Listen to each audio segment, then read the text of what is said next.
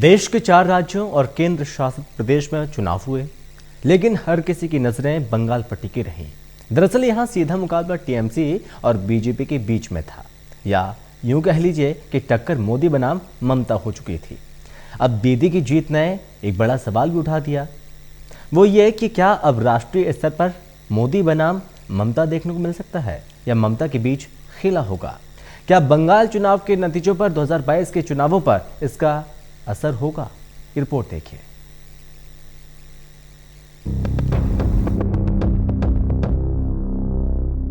खेला हो बे। हाँ, पश्चिम बंगाल में ममता बनर्जी ने खेला कर दिखाया है। टीएमसी ने बीजेपी को हराकर ये साबित भी कर दिया।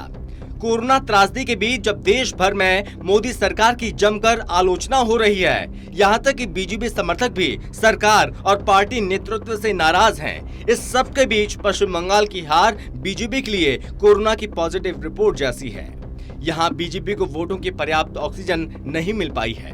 हालांकि असम में बीजेपी आगे है। ऐसे में पार्टी वेंटिलेटर पर जाने से जरूर बच गई है। कोरोना की सुनामी के बीच लग रहा है मोदी लहर ठहर गई है। इन नतीजों का क्या मोदी के कद पर कोई असर पड़ेगा? मोदी और बीजेपी ने अपनी पूरी ताकत बंगाल में झोंक रखी थी।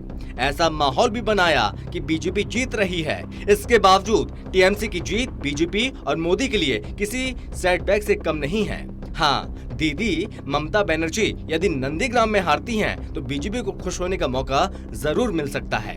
बीजेपी की इस हार के पीछे कई वजह हैं और सबसे बड़ी वजह है अति आत्मविश्वास। बंगाल पूर्वोत्तर भारत का सबसे बड़ा राज्य है। विधानसभा सीटों के लिहाज से भी यूपी के बाद सबसे ज्यादा 294 सीटें यही हैं। ऐसे में देश के दूसरे सबसे बड़े सियासी राज्य को जीतना मोदी और बीजेपी के लिए सपने के सच जैसा होना ही था। इसके साथ ही बीजेपी के लिए अगले साल मार्च अप्रैल में यूपी, उत्तराखंड और पंजाब में होने वाले विधानसभा चुनाव में दोगुने मनोबल के साथ जाने का रास्ता खुल जाता। लेकिन बंगाल में हार के बाद इन राज्यों में बीजेपी को वोटों की वैक्सीन की जरूरत पड़ेगी। देश के सबसे बड़े सियासी राज्य यूपी में अगले साल विधानसभा चुनाव होने हैं। बीजेपी ने 2017 में यहाँ 312 सीटें जीती थीं। 2014 और 2019 में आम चुनाव में मोदी को पीएम बनाने में भी यूपी का बड़ा योगदान रहा है। 2014 में एनडीए यूपी में 80 में से 73 सीटें जीती थी। 2019 में एनडीए को 62 सीटों पर जीत मिली। ऐसे में आगामी विधानसभा चुनाव मोदी और बीजेपी के भविष्य के लिए काफी अहम है।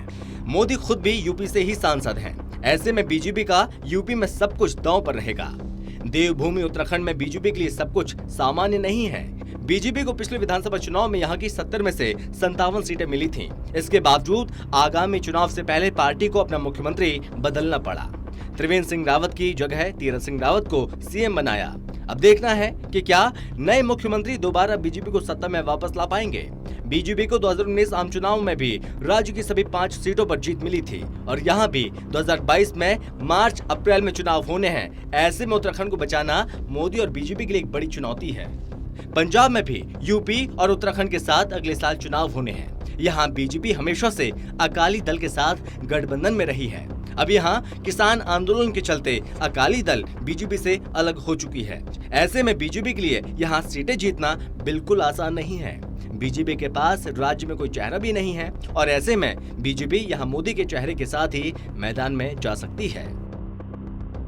National desk, total TV.